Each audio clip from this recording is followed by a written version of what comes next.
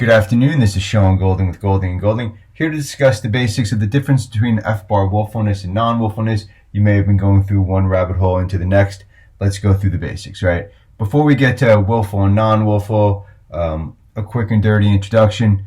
FBAR, foreign bank and financial account reporting. It's used to report more than just bank accounts. Common misconception is just bank accounts. It's investment accounts, stock accounts, foreign pension, foreign life insurance when there's a surrender value or cash value, possibly cryptocurrency under the new proposed notice. I think it's 2020-2. And so basically, if you have money overseas and it's in an account at a foreign financial institution, there's a good chance that you have to report it. FBAR is just one of many different international information reporting forms. You may have heard of FATCA, Form 8938, Form 3520 for foreign gifts and trusts, 5471 for businesses, etc., etc. So let's start with non-willfulness, because quite frankly, the majority of the time when someone has an FBAR violation, it's going to be non-willful. There's no bright line test. And what that means is there's no, from step A, you go to step B, from step B, you go to step C. You have to meet each element. It's more of a totality of the circumstance. You look at all the facts and the circumstances and the situation as to why someone may have not properly reported. What works for one person may not work for another. Little small changes in facts can make a big difference as to whether someone is considered willful or non-willful. So just because Joe is non-willful doesn't mean Jane will be non-willful as well. Even if they have similar facts, you have to look at the totality of the circumstance. With non-willfulness, the general idea is that there's no intent to avoid reporting, but in order to be willful, you don't have to be intentional, which we'll get to in a second. So there's a kind of fine line between non-willfulness, reckless disregard, and willful blindness, which are lower levels of willfulness. And so, you want to really look at the facts and then come to a conclusion. When it comes to non-willfulness, if you can show reasonable cause and not willful neglect, they're not supposed to penalize you at all. If the courts don't agree that there's reasonable cause, there's essentially 4 levels of penalties. There's a waiver, right?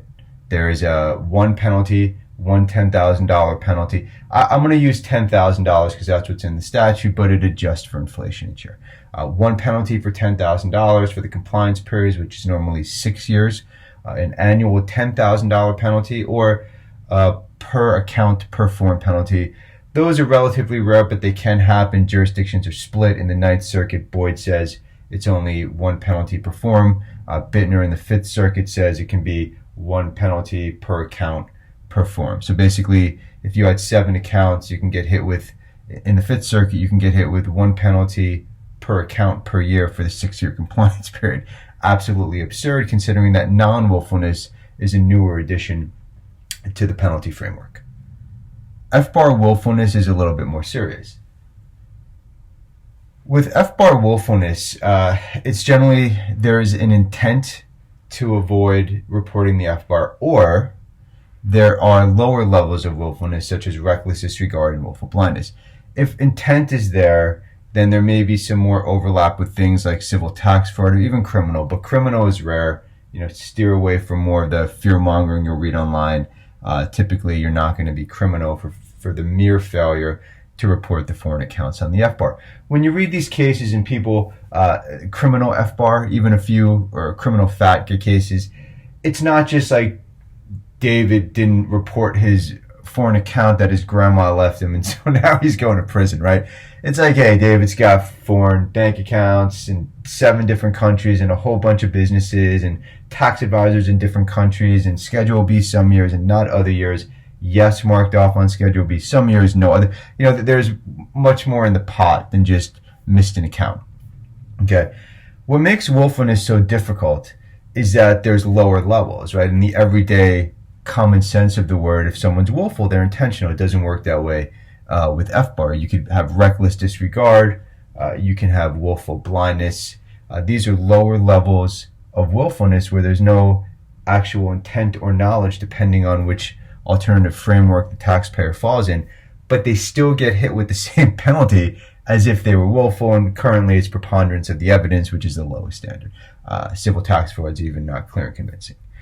The penalty structure for willful FBAR is a little bit different. It's 50% maximum value or $100,000, again adjust for inflation, whatever is higher. There was some ambiguity with the prior regulation and the current statute, but the regulation was recently updated to kind of work through, get the weeds out, and basically say, hey, it's going to be 50% or 100,000, whatever's higher, which makes 100,000 the floor.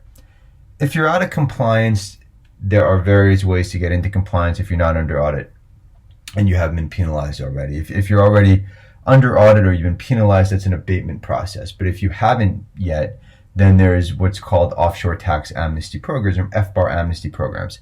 You have voluntary disclosure program if you're willful, just can't certify under penalty of perjury that you're non-willful. If you're non-willful, there are many other options available. Streamlined filing compliance procedures that can be broken down further into the streamlined domestic offshore procedures, streamlined foreign offshore procedures. Then you have delinquency procedures and reasonable cause. We have a ton of free information available on our main website and our sub-websites. You can always reach out and schedule a reduced fee initial consultation if it's something that we handle here. Again, my name is Sean Golding with Golding & Golding. Thank you for your time. Enjoy the rest of your day.